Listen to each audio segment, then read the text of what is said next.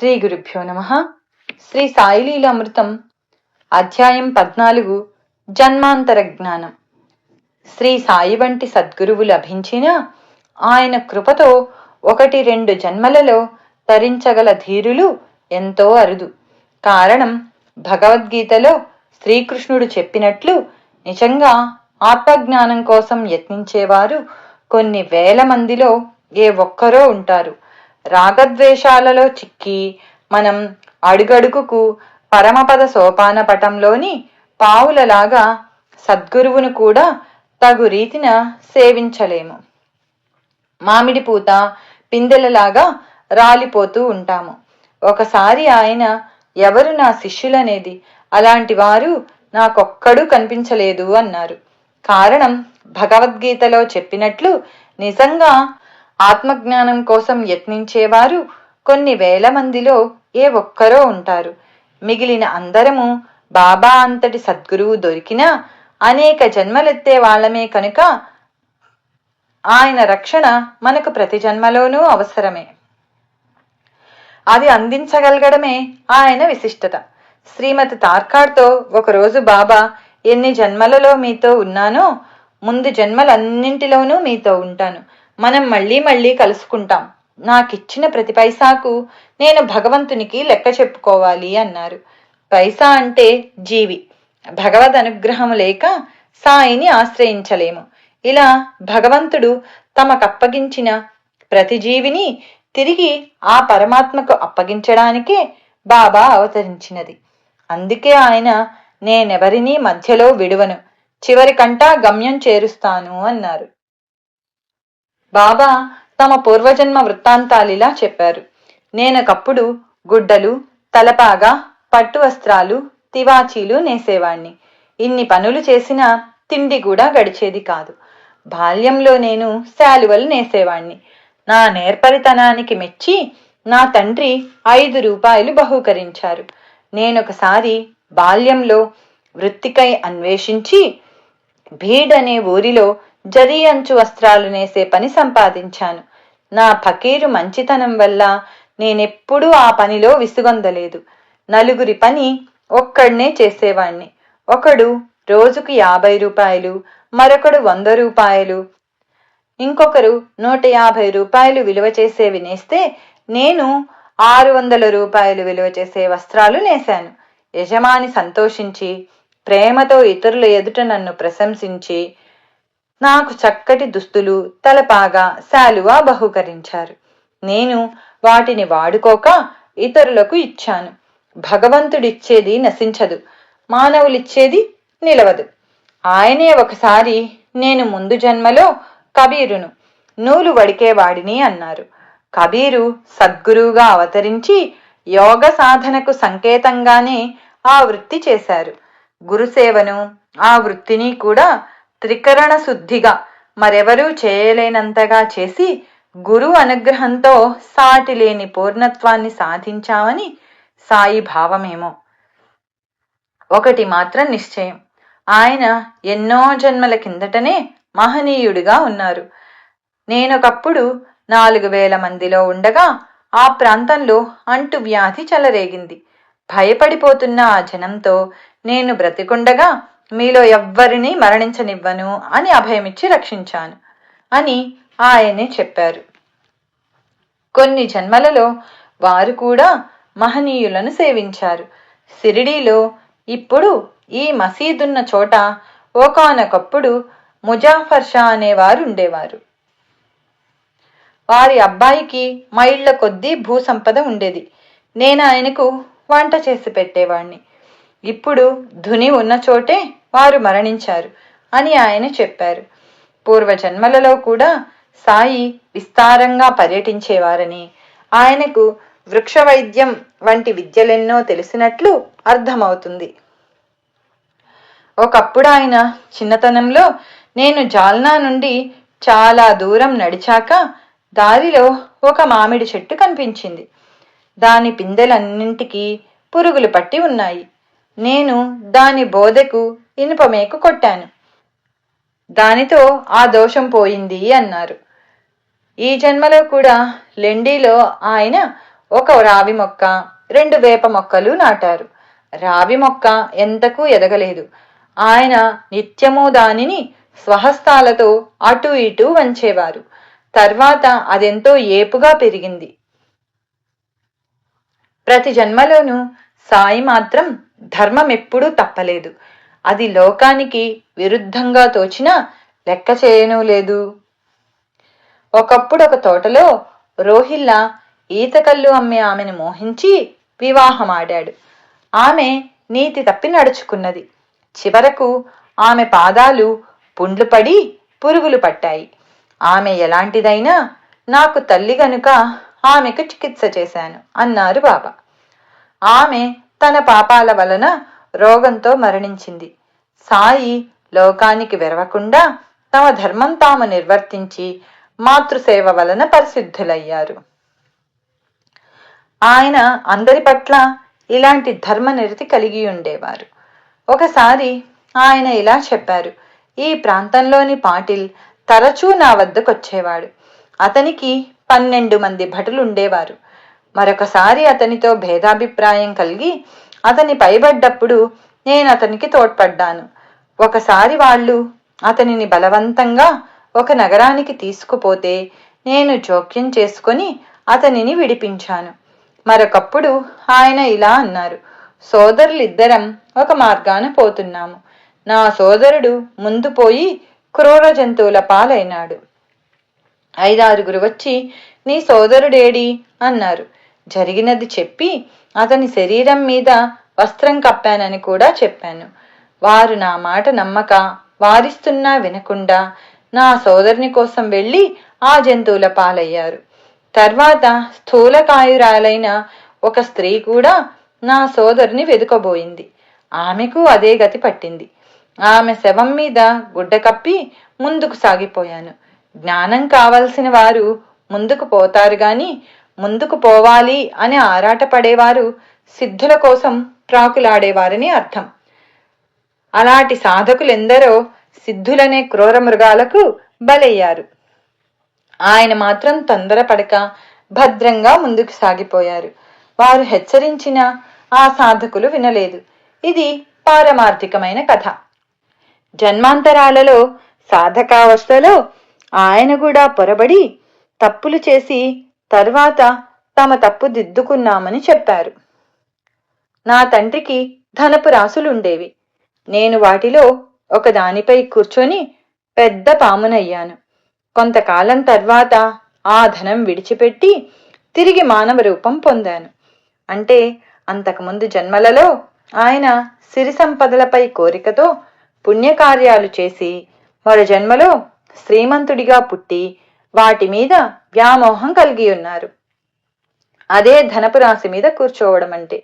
అప్పుడు ఆ ధన వ్యామోహము గర్వాల వలన సాటి వారికెంతో హానికరంగా పాములాగా అయి కొన్ని జన్మలు హీన జన్మలెత్తారు.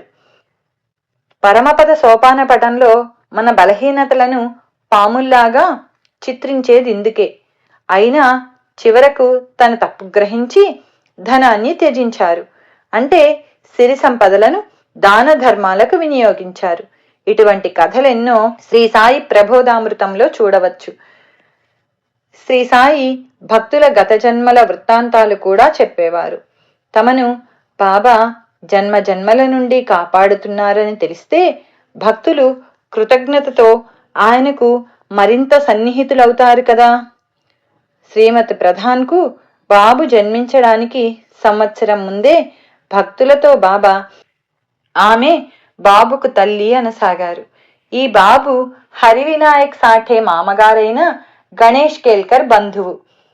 ఒకసారి అతనికి బాబా స్వప్న దర్శనమిచ్చి పిలవడం వలన అతడు ఇల్లు విడిచి కాలినడకన షిరిడీ చేరి బాబాను దర్శించాడు. తర్వాత ఇతడు కోపర్గాం మరియు యవలా గ్రామాలకు సర్వేయర్ అయ్యాడు. ఇతని పై అధికారి లిమయే, సాఠేకు క్రింది ఉద్యోగి. బాబు పూర్తిగా బాబా సేవలో ఉండి తమ ఉద్యోగ ధర్మాన్ని అశ్రద్ధ చేస్తూ ఉంటే సాఠే కేల్కర్లు బాబాకు ఫిర్యాదు చేశారు. బాబా ఆ పనులన్నీ అలా ఉంచి నా సేవ చేసుకోనివ్వండి అని అన్నారు. అప్పటి నుండి వారు బాబుకు ఎక్కువ పనులు చెప్పేవారు కాదు. సాయి ఒక్కొక్కప్పుడు మంచి మంచి ప్రసాదాలన్నీ అతనికి పెట్టేవారు. 1910లో ఒకసారి ఆయన బాబు విషయంలో జాగ్రత్త తీసుకో అని కేల్కర్ను హెచ్చరించారు. అతడికేమీ అర్థం కాలేదు. కొద్ది రోజులలో బాబుకు తీవ్రమైన జ్వరం వచ్చింది. ఒకరోజు కేల్కర్తో, బాబు ఇంకా జీవించే ఉన్నాడా అన్నారు బాబా. కొద్ది రోజులలో బాబు షిరిడీలోనే తన 22వ ఏట చనిపోయాడు. అటు తర్వాత కూడా ఆయన తరచుగా అతనిని తలుచుకుంటూ ఉండేవారు. పై కథలో బాబా చెప్పిన బాబే కేల్కర్ బంధువైన ఈ బాబు.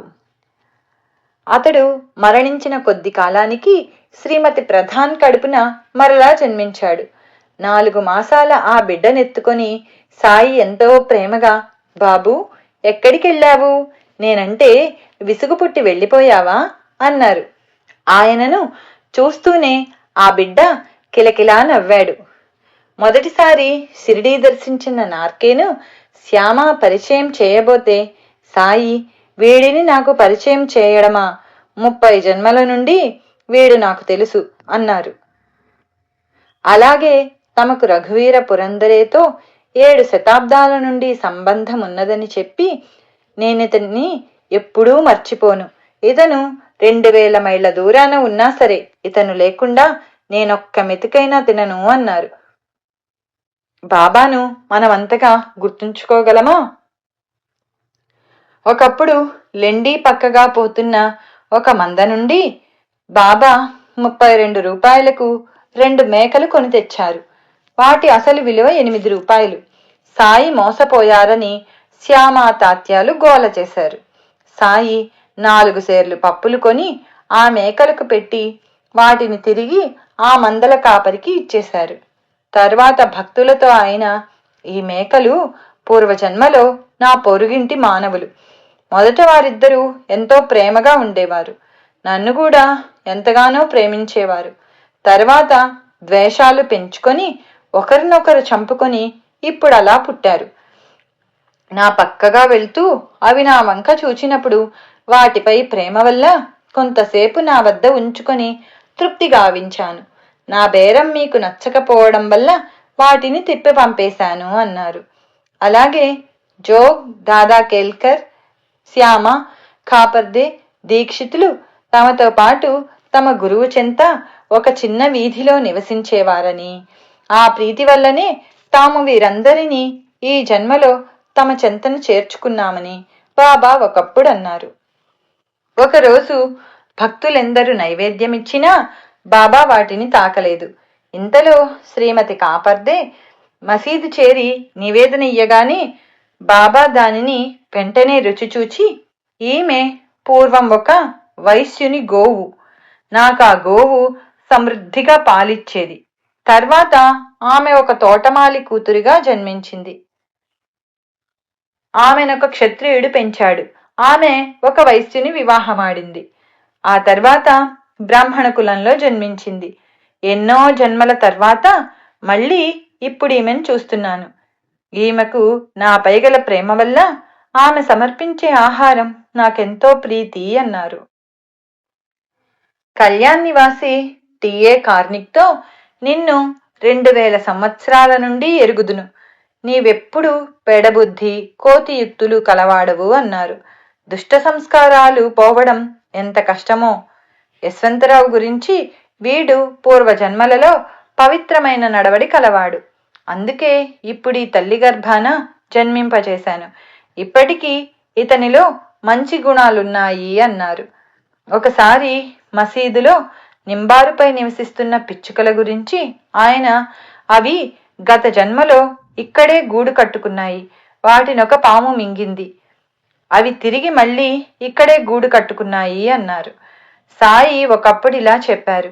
ఒకరోజు ఉదయం నేను అల్పాహారం చేసి కాలినడకన ఒక చిన్న నదికి వెళ్ళి స్నానం చేసి విశ్రాంతిగా కూర్చొని చిలిం సిద్ధం చేసుకుంటున్నాను. ఒక బాటసారి నమస్కరించి నా పక్కన కూర్చున్నాడు. ఇంతలో ఒక కప్ప అరుపు వినిపించింది. అదేమిటని అతడు అడిగాడు. కప్పనొక పాము పట్టుకున్నదని, వారిద్దరూ కర్మఫలం అనుభవిస్తున్నారని చెప్పాను. అతడు చూచి వచ్చి 10-15 నిమిషాలలో ఆ పాము కప్పను మింగివేస్తుందన్నాడు.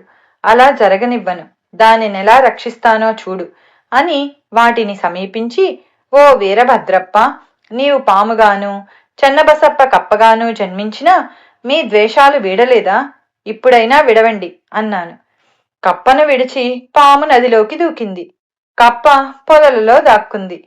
ఆ బాటసారి అసలు వృత్తాంతం చెప్పమంటే ఇలా చెప్పాను.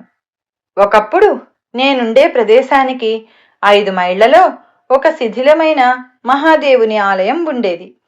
భక్తులు ఆలయ పునరుద్ధరణ కోసం విరాళాలు పోగు చేసి స్థానికుడైన ఒక ధనికుడికి అప్పచెప్పారు. ఆ లోభి 2 సార్లు ఆ ధనం సొంతానికి వాడుకొని దొంగ లెక్కలు చెప్పాడు. ఒకరోజు మహాదేవుడతని భార్యకు స్వప్న దర్శనమిచ్చి గర్భగుడికి కప్పు వేయిస్తే ఆమె వెచ్చించిన దానికి 100 రెట్లు ఇవ్వగలనన్నాడు. ఆ లోభి, ఆ శివుడు నాకే ఎందుకు చెప్పకూడదు? ఇది కేవలం మన మధ్య స్పర్ధను కల్పించడానికి వచ్చిన పీడకల అని ఆమె మాటను త్రోసిపుచ్చాడు. అయిష్టంతో ఇచ్చిన విరాళాలు భగవంతుడు ఇష్టపడడు. భక్తితో ఎంత స్వల్పంగా ఇచ్చినా తృప్తి చెందుతాడు. ఆయన తిరిగి ఆమెకు స్వప్నంలో కనబడి, నీ భర్త మాటలు పట్టించుకోకు, నీకిష్టమైతే నీ ధనం వెచ్చించి పని జరిపించు అని చెప్పారు. తన పుట్టింటి వారిచ్చిన నగలను అందుకై వెచ్చించదలచానని ఆమె భర్తతో చెప్పింది. ఆ కుత్సితుడు 1000 రూపాయలు విలువగల ఆ నగలు తీసుకుని అందుకు బదులుగా ఒక పేదరాలు 200కు తనకు తాకట్టు పెట్టిన ఒక ఊసర క్షేత్రాన్ని దేవుడి పేర పెట్టి దానిని పూజారికి అప్పగించాడు. కొద్ది కాలానికి వారింటి మీద పిడుగుపడి భార్యాభర్తలు మరణించారు. మరి జన్మలో ఆ లోభి మధురలో వీరభద్రప్ప అనే బ్రాహ్మణుడిగా జన్మించాడు. అతని భార్య ఆలయ పూజారి కూతురైన గౌరిగాను, భూమిని తాకట్టు పెట్టిన పేదరాలు ఆలయ ధర్మకర్త కొడుకైన చెన్నబసప్పగాను జన్మించారు. ఆ పూజారి నా భక్తుడు. యుక్త వయస్కురాలైన గౌరికి వరాన్వేషణ చేస్తున్నాడు. సమయానికి వరుడు తనకై తానే రాగలడని నేను చెప్పినట్లే వీరభద్రప్ప వచ్చాడు. అతడికి ధనాశ పోలేదు.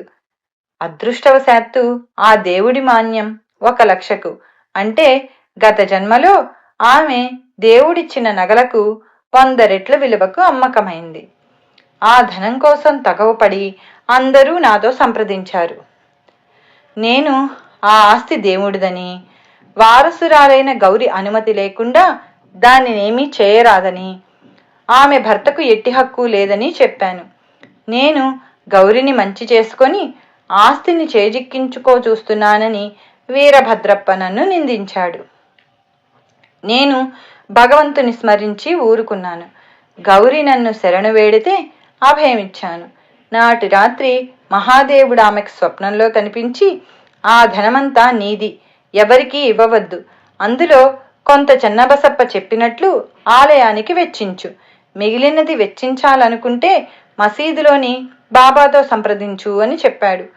ఆమె నన్ను అడిగినప్పుడు అసలు మొత్తాన్ని ఆమె ఉంచుకోమని, వడ్డీలో సగం చెన్నబసప్పకు ఇమ్మని, అందులో వీరభద్రప్పకు ఎట్టి ప్రసక్తి లేదని చెప్పాను. ఇంతలో వీరభద్రప్ప చెన్నబసప్పను చంపుతానని బెదిరించాడు. అతడు భయపడి నన్ను శరణు వేడాడు. కొంతకాలానికి వారిద్దరూ మరణించి వీరభద్రప్ప పాముగాను చెన్నబసప్ప కప్పగాను జన్మించారు. అప్పుడు చెన్నబసప్పకిచ్చిన వాగ్దానమే నేనిప్పుడు పాలించాను. భగవంతుడు తన భక్తుడైన ఇతనిని కాపాడటానికే నన్ను ఇక్కడకు పంపాడు. ఈ వృత్తాంతం ఒక గొప్ప సూక్ష్మాన్ని తెలుపుతుంది. మానవులు చేసిన కర్మలే కాదు, భావాలు కూడా మరు జన్మలకు కారణమవుతాయి. అందుకే సాటి మనిషిని పనికి మాలిన వాడా అని తిట్టినా కూడా నరకమొస్తుందని క్రీస్తు చెప్పాడు. సాటి వారిని పరోక్షంగా నిందించడం పాపమని సాయి బోధించిన మరొక సంఘటన ఇంతకుముందు గమనించాము. అందుకే మానవుడు సాత్విక భావాలను అలవరుచుకొని అసుర భావాలను తొలగించుకోవడం ఆధ్యాత్మిక జీవితానికంతటికీ పునాదిగా చెప్పింది భగవద్గీత. ఈ సచ్చిదానంద సమర్థ సద్గురు సాయినాథ్ మహారాజ్ కీ జై. అవధూత భరద్వాజ మహారాజ్ కీ జై. హరి ఓం గురుదేవ దత్త. శ్రీ సాయి లీలామృతం అధ్యాయం 14 జన్మాంతర జ్ఞానం సంపూర్ణం. ఓం సమర్థ సద్గురు శ్రీ సాయినాథాయ నమః. శ్రీ సాయి లీలామృతం అధ్యాయం 15 సద్గతి. జీవుడు మరణ సమయంలో స్మరించిన దాన్నే మరుజన్మలో పొందుతాడని శాస్త్రం. అందుకే పరీక్షిన్ మహారాజు చివరి దశలో సుకుని నుండి భాగవతం విని ఉత్తమగతి పొందాడు. అందుకే కాశీ వంటి క్షేత్రాలలో మరణించాలని ముసలితనంలో ఎందరో అక్కడకు చేరుతారు. సకల దేవతలు తానైన సద్గురు సన్నిధిలో మరణించిన జీవులు కూడా తప్పక సద్గతి పొందుతాయి. అది ఎన్నో జన్మల పుణ్యఫలం. అందుకే సద్గురువులను జంగమ తీర్థాలు అంటే సంచరించే తీర్థాలు అంటారు. మద్రాసు నుండి మానస సరోవరానికి బయలుదేరిన విజయానంద స్వామి దారిలో షిరిడీ వచ్చాడు. హరిద్వార్ నుండి వచ్చిన ఒక సన్యాసి ఆ యాత్ర కష్టమని చెబితే అతడా తలంపు విడిచాడు. తర్వాత బాబా అతన్ని చూస్తూనే కోపంతో, ఈ దొంగ సన్యాసిని బయటకు గెంటండి, కష్టానికి వెరచేవాడు సన్యాసే కాడు అన్నారు. అది విని విజయానందుడు సిగ్గుపడ్డాడు. 2 రోజుల తర్వాత అతని తల్లికి జబ్బు చేసిందని జాబొచ్చింది. వెంటనే అతడింటికి వెళ్లడానికి బాబా అనుమతి కోరాడు. ఇంత మమకారముంటే ఎలా సన్యసించావు? వసతి గృహంలో ద్వారాలు బంధించి ఓర్పుతో జాగ్రత్తగా వేచి ఉండు. దొంగలు సర్వం దోచుకుపోతారు. ధనము, శరీరము అశాశ్వతాలని గుర్తుంచుకో. సుఖాపేక్ష విడిచి నీ ధర్మంలో నిలు. నీ పూర్వపుణ్యమే నిన్నిక్కడకు తెచ్చింది. భాగవతం శ్రద్ధగా పారాయణ చెయ్యి, కృతార్థుడవవుతావు అన్నారు బాబా. అతడు ప్రయాణం మానుకొని లెండీలో పారాయణ పూర్తి చేశాక 3వ రోజున తన గదిలోనే బడేబాబా ఒడిలో ఒరిగి ప్రాణం విడిచాడు. సాయి అతని దేహాన్ని ఒకరోజు ఆగి సమాధి చేయమన్నారు. కారణం భక్తులకు అర్థం కాలేదు. అతని మరణంలో ఏదో మోసముందని శంకించి పోలీసులు వచ్చి విచారించారు. తర్వాత మోసమేమీ లేదని నిర్ణయించి ఆ శరీరాన్ని సమాధి చేయడానికి అంగీకరించారు. విజయానందునితో సాయి చెప్పిన వసతి గృహం అశాశ్వతమైన దేహమే. యమదూతలే దొంగలు. ఆయన మూయమన్న ద్వారాలు ఇంద్రియాలు, మనస్సు. పారాయణ ద్వారా భగవంతునిపై మనస్సు నిలిపి శరీరం విడవమని బాబా చెప్పింది. అతడు తల్లిపై మమకారంతో చనిపోతే పతితుడైన సన్యాసిగా దుర్గతి పొందేవాడే. సాయి సన్నిధిని సద్వినియోగం చేసుకునేలాగా సాయియే చూచుకోవలసి వచ్చింది. హెచ్వి సాఠే వద్దనున్న మేఘుడనే వంట బ్రాహ్మణుడు ఎప్పుడూ శివస్మరణ చేసేవాడు. అతని మేలు కోరి సాఠే అతనిని షిరిడీ పంపాడు. దారిలో సాయి ముస్లిమని ఎవరో చెప్పడంతో అతడు సంకోచిస్తూనే షిరిడీ చేరాడు. సాయి అతనిని చూచి ఉగ్రులై, ఈ వెధవను బయటకు గెంటండి. అతడేమో పవిత్ర బ్రాహ్మణుడు, నేను ముస్లింను, ఇక్కడికొస్తే అతడి ఆచారం మంటగలుస్తుంది అని కేకలేశారు. సాయి సర్వజ్ఞతకు మేఘుడు ఆశ్చర్యపోయాడేగాని తన శంక తొలగక షిరిడీ నుండి వెళ్ళిపోయాడు. కాని సాయి వెళ్లగొట్టదలచినది అతని శంకనే గనుక త్వరలో అతడు హృదయ పరివర్తన చెంది బాబా సాక్షాత్తు శంకరుడన్న విశ్వాసం పొంది మళ్లీ షిరిడీ చేరాడు. నిత్యము 4 మైళ్లు నడిచి గోదావరి జలం తెచ్చి షిరిడీలోని దేవుళ్లకు అభిషేకం చేసి చివరకు మసీదులో సాయిని పూజించేవాడు. ఒకరోజు ఖండోబా ఆలయం మూసి ఉంటే అతడు తిన్నగా మసీదు చేరాడు. కాని బాబా, ఇప్పుడా మందిరం తెరిచారు, పూజించిరా, నిత్యక్రమమెప్పుడూ మార్చకూడదు అన్నారు. అతడు వెళ్లి చూచేసరికి ఆలయం తెరిచి ఉన్నది. అలానే ఒక సంక్రాంతికి సాయిని సాక్షాత్తు శివునిలా అర్చించదలచి అతడు గోదావరి జలం తెచ్చాడు. నేను ఫకీరును, నాకు స్నానం తగదు అని ఆయన ఎంత చెప్పినా వినలేదు. చివరకు సాయి తమ తలను మాత్రమే అభిషేకించమన్నారు. కాని అతడు భక్త్యావేశంతో హరహర మహాదేవ అంటూ నీరు వారిపై కుమ్మరించాడు. అయినా వారి తల మాత్రమే తడిసింది. అతడు తన గదిలో బాబా పటాన్ని కూడా పూజించేవాడు. ఒకరోజు తెల్లవారుఝామున అతడు మెలకువగా కళ్ళు మూసుకొని పడుకున్నప్పుడు అతని మనోనేత్రానికి సాయి స్పష్టంగా గోచరించి, అక్షింతలు చల్లి గోడమీద త్రిశూలం గీచి అర్చించు అన్నారు. కళ్ళు తెరిచేసరికి ఎవరూ లేరు. గది తలుపులు మూసే ఉన్నాయి. కాని అతని పక్క మీద అక్షింతలున్నాయి. వెంటనే మేఘుడు బాబాను దర్శించి ఆ విషయమై అడిగాడు. నేను స్పష్టంగా చెప్పాను కదా, నా మాటలెన్నటికీ వ్యర్థం కావు. నేను ఇళ్లలోకి ప్రవేశించడానికి ఏ ద్వారాలు అక్కర్లేదు. నేను సర్వదా సర్వత్రా ఉన్నాను అన్నారు సాయి. వెంటనే అతడు తన గది గోడ మీద త్రిశూలం గీచి పూజించాడు. మరురోజే పూణే నుంచి వచ్చిన ఒక భక్తుడు సాయికొక శివలింగం సమర్పించాడు.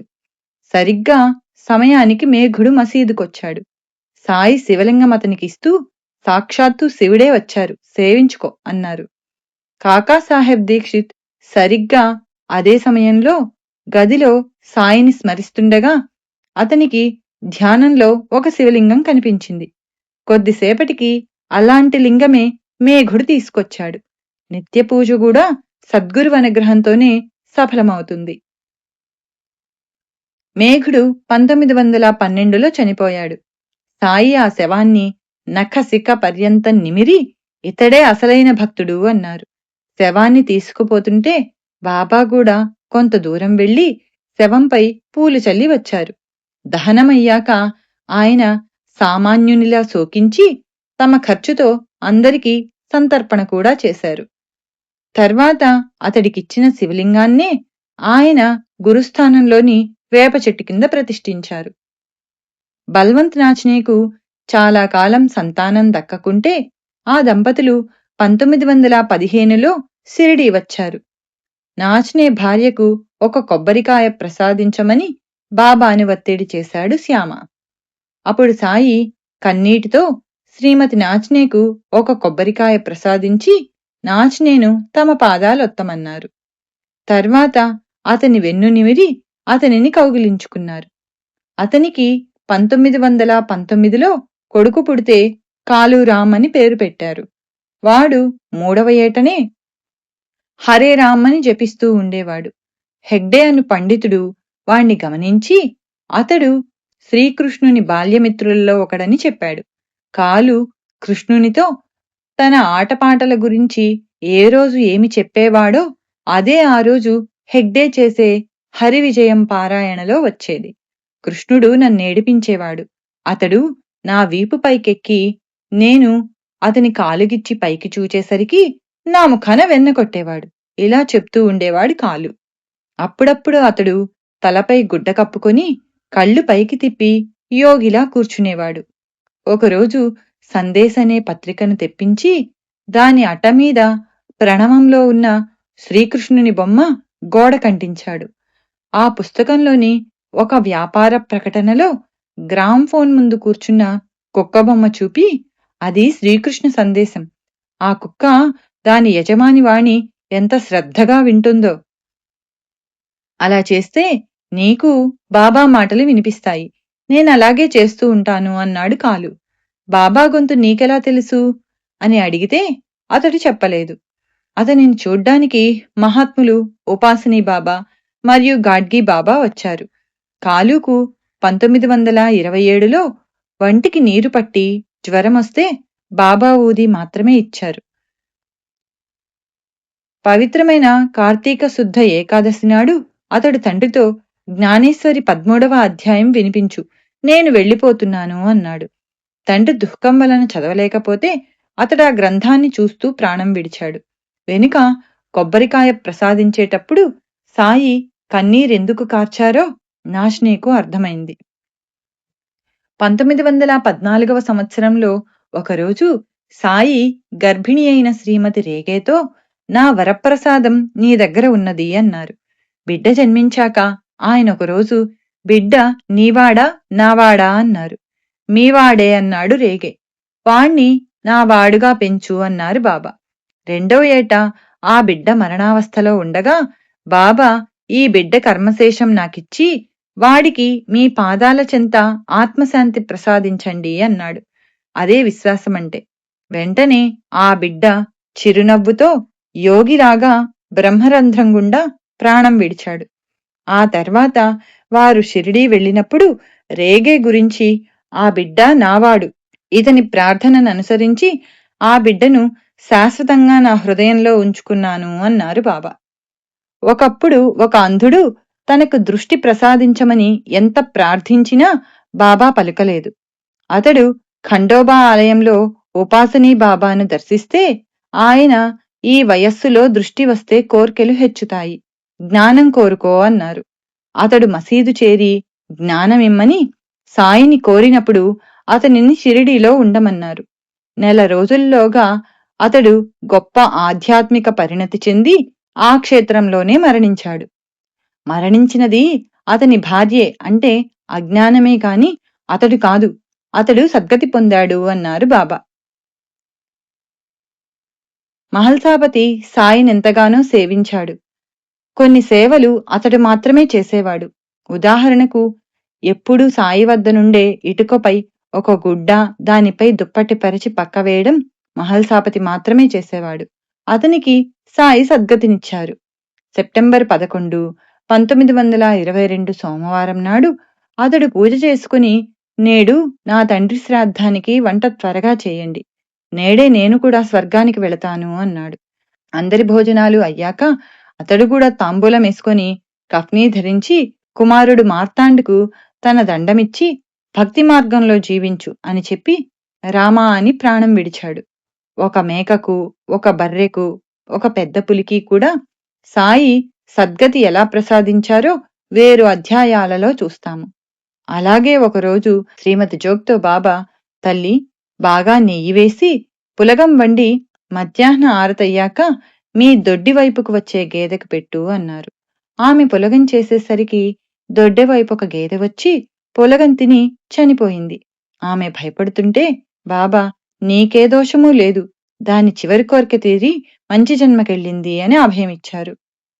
శ్రీ సచ్చిదానంద సమర్థ సద్గురు సాయినాథ్ మహారాజ్ కీ జై. అవధూత భరద్వాజ మహారాజ్ కీ జై. హరి ఓం. గురుదేవ దత్త.